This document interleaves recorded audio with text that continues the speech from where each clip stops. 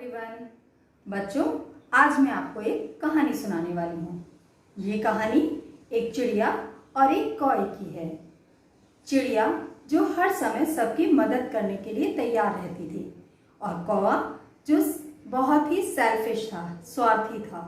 एक बार बहुत तेज तूफान आता है और चिड़िया अपने घोंसले से बच्चों समेत नीचे गिर जाती है। बारिश बहुत तेज थी और वह समझ नहीं पा रही थी वह क्या करे, तो वह मदद मांगने के लिए कौवे के घर गई। अब इस कहानी के माध्यम से हम जानते हैं क्या कौवे ने उसकी मदद की। चलिए अब हम इस कहानी को सुनते हैं। कौवा और चिड़िया। एक जंगल में एक कौवा और चिड़िया बड़े सुख से रहते थे। चिड़िया अपने दो बच्चों के साथ एक पेड़ पर बने घोंसले में आराम से रहती थी। वे बड़े खुश थे। चिड़िया अपने बच्चों को दाना देती और उन्हें अपने पंखों से छुपा कर रखती ताकि वे सुरक्षित रहें।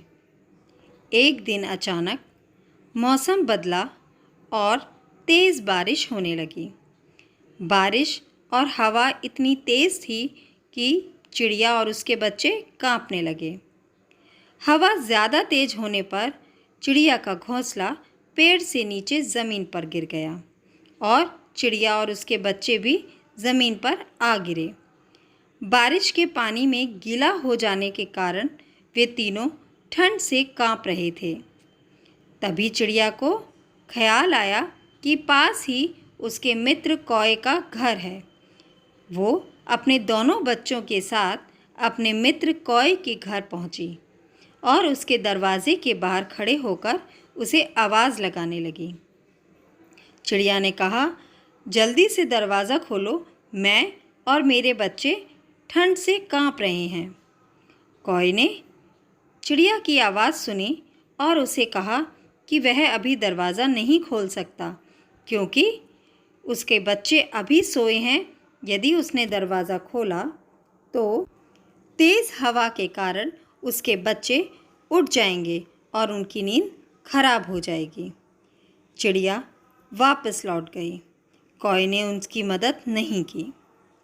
एक दिन अचानक कौवे के घर भी बहुत तेज़ तूफान के कारण पानी भर गया और वो और उसके बच्चे मुसीबत में आ गए।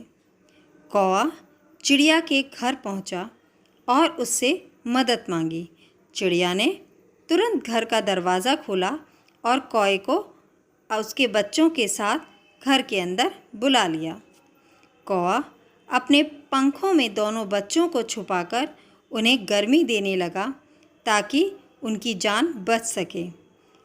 कौवे को याद था कि जब चिड़िया उसके घर आई थी मुसीबत के समय, तेज़ बारिश में वे कांप रहे थे और उसने अपने घर का दरवाज़ा तक नहीं खोला था।